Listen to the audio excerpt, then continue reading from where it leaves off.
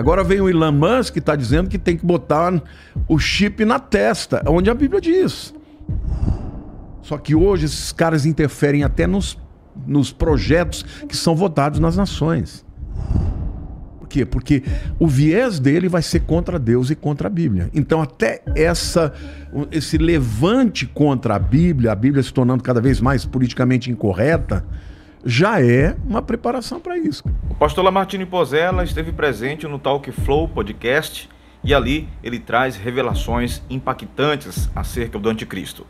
Inclusive, ficou uma incógnita. O Elon Musk é o anticristo?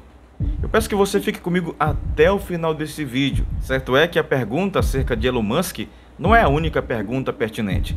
Existem muitas outras dúvidas acerca de outros líderes políticos por aí. Qual a sua opinião sobre esse assunto? Não perde nenhum detalhe, fica comigo até o final. Não esqueça de deixar o seu like e compartilhar esse vídeo com mais alguém. E que Deus te abençoe. Então estamos nesse momento fazendo uso de um instrumento do diabo. O sistema, porque o que na verdade vai acontecer no Apocalipse? O mundo vai se tornar um mundo globalizado. Vai ter um governo único, vai ter uma moeda única, vão ter leis únicas. Você não está percebendo como as coisas estão caminhando para isso? Agora, para que isso fosse operacionalizado, você tem que ter um instrumento de controle. E quem é o instrumento de controle? É a internet, é o 5G, é o Wi-Fi. Porque cada vez mais hoje está tudo sendo digitalizado.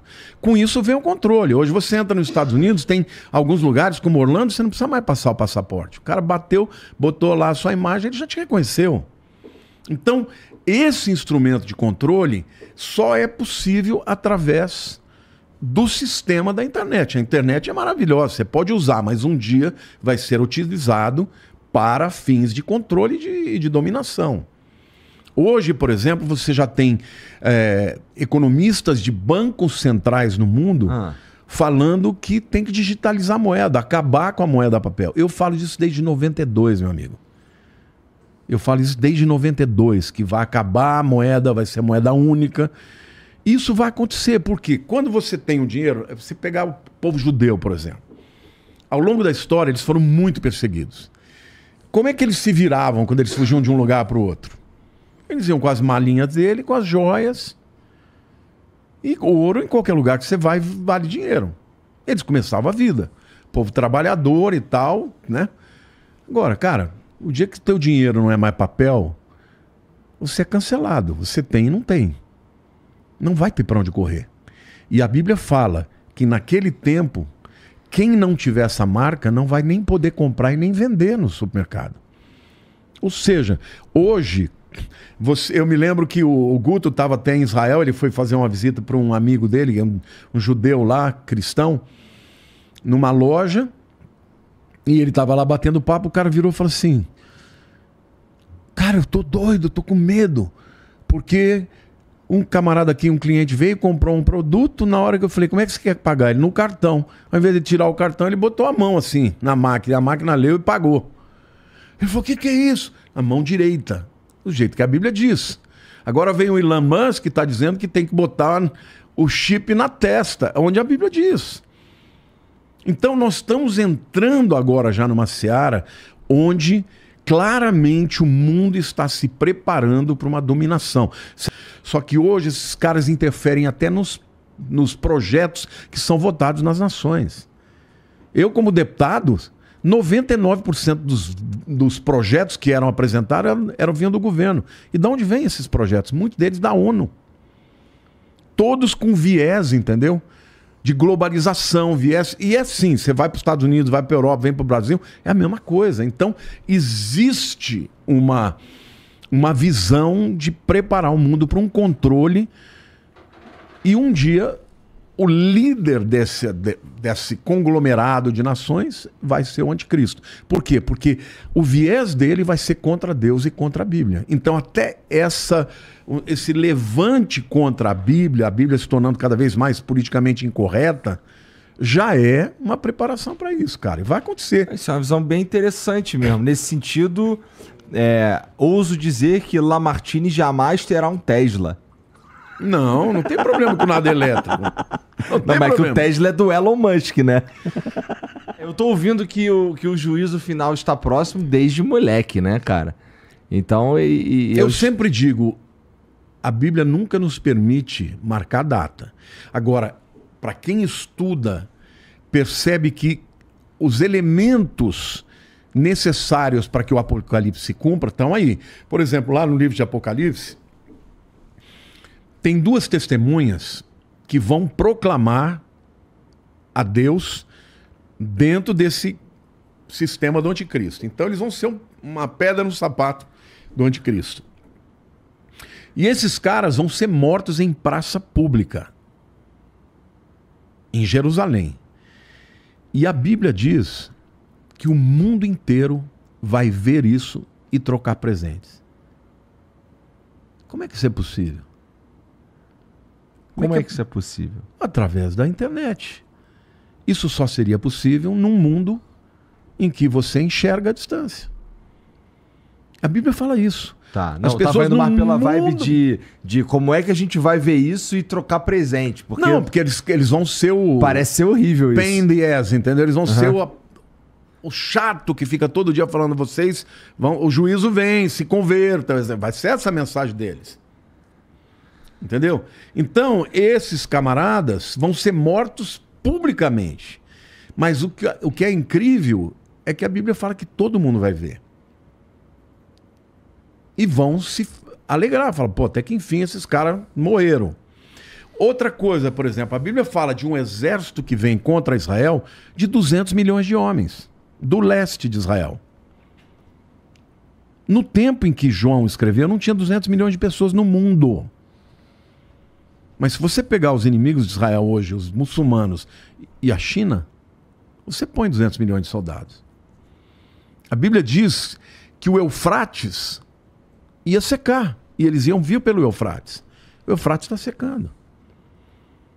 A Bíblia diz que nos últimos dias o sol aumentaria o seu calor e os homens, e a terra ficaria seca, e os homens seriam queimados por causa do aumento da temperatura. Esse aumento de temperatura global está acontecendo. Algumas pessoas vão dizer, é o aquecimento global. Sim, e daí? Só que a Bíblia diz que ia acontecer. Então, o Apocalipse ele fala de coisas que não fazem nenhum sentido no tempo em que João escreveu, porque não era para aquela época. Agora, você quer ver uma outra coisa? Israel. Israel é o centro de tudo. Quando Israel foi espalhado pelas nações, isso aconteceu em duas épocas. No ano 70 depois de Cristo, veio por causa de uma revolta chamada da revolta dos Zelotes, que eles não aceitavam os romanos. O general Tito veio, né, com a brigada dos romanos, destruiu o templo, foi um maior banho de sangue e os judeus se espalharam. Os que sobraram permaneceram até o ano 135. No ano 135, um outro revoltoso lá chamado Jesus Barcova se levantou também contra os romanos, e aí o Adriano, imperador Adriano, ele definitivamente expulsou todos os judeus e falou, agora aqui vocês não entram mais. A partir dali, ele chamou aquela terra de Palestina. Então os judeus ficaram espalhados pelo mundo. Acontece que tinha um profeta chamado Ezequiel, que 2.500 anos atrás disse que Deus iria trazer o povo de Israel de volta para sua terra de todas as nações. Aí alguns teólogos vão dizer, não, ele está falando do exílio babilônico, que aconteceu, né, por volta... Nabucodonosor entrou em 586, invadiu e tal, levou o povo cativo. Só que foi só para a Babilônia. Ezequiel ele fala que ele ia levar o povo de todas as nações. Alguns teólogos liam aquilo e falam, Israel nunca mais vai voltar a existir. Não só voltou a existir, como Deus trouxe de todas as nações depois do Holocausto, e fez uma coisa que não existe no mundo, que é fazer uma língua morta renascer. Hoje o hebraico que se fala em Israel é o hebraico bíblico. Claro, tem palavras que são de agora, aeroporto, né? Tem Sader Teufá, mas você pode falar airport também, né? Então tem palavras que não tinha naquela época, mas você lê o hebraico bíblico e você está falando uma língua que morreu e 2000 anos depois ela foi renascida. Isso tudo porque a Bíblia diz. E ainda Isaías fala assim, pode uma nação renascer num só dia? Sim, pois eu farei o meu povo vir de todas as terras e num dia eles vão renascer. E foi num dia, no dia 14 de maio de 1948, numa casa em Tel Aviv, na época do Davi Ben-Gurion, que depois se tornou o primeiro presidente, porque em dezembro de 47, o mundo estava, assim, sabe, estupefato com o que tinha acontecido com o Holocausto. Aquelas valas de um monte de pessoas lançadas, 6 milhões de judeus, né? A solução final, aquela coisa horrorosa. Então, o mundo estava dizendo, nós temos que resolver. Mataram 1/3 da população de judeus. Os judeus entravam nos navios, iam para as nações, ninguém recebia. Mandava embora. Aí a ONU chegou e falou, não tem jeito, nós temos que resolver isso. Fizeram um plano chamado de plano de partilha, onde que eles pegavam a Palestina e davam a pior parte para os judeus e davam a melhor parte para os palestinos. Foi aprovado com um voto, voto de Minerva, inclusive do nosso Oswaldo Aranha, só que a ONU aprovou, mas não fez acontecer. Então, de dezembro até 14 de maio, ninguém fez nada, ia ficar por isso mesmo. Porque as nações da Liga Árabe não aceitaram, pressionaram. E aí o Davi Ben-Gurion juntou ali um grupinho de pessoas, fez uma transmissão de rádio ao vivo e falou, ó, hoje nasce o Estado Independente de Israel. Num dia, como a Bíblia disse. No dia seguinte, começou a Guerra da Independência. Todas as nações árabes contra Israel. Agora pensa, num povo que tinha vindo, refugiados, que não tinham armas, que não tinham nada. E esses camaradas, em 1 ano e meio, venceram todo mundo. Ao final daquela guerra, Israel tinha aumentado o seu território. Mão de Deus. Existe um documentário chamado Against All Odds, contra todas as probabilidades, que foi feita por um jornalista do New York Times, um judeu, nem religioso o cara é.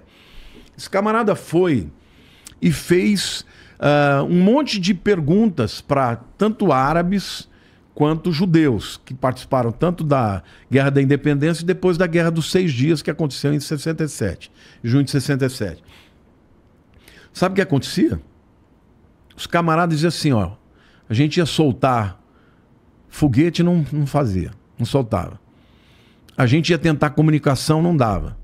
E a hora que a gente viu, os judeus já vinham e tomavam a gente.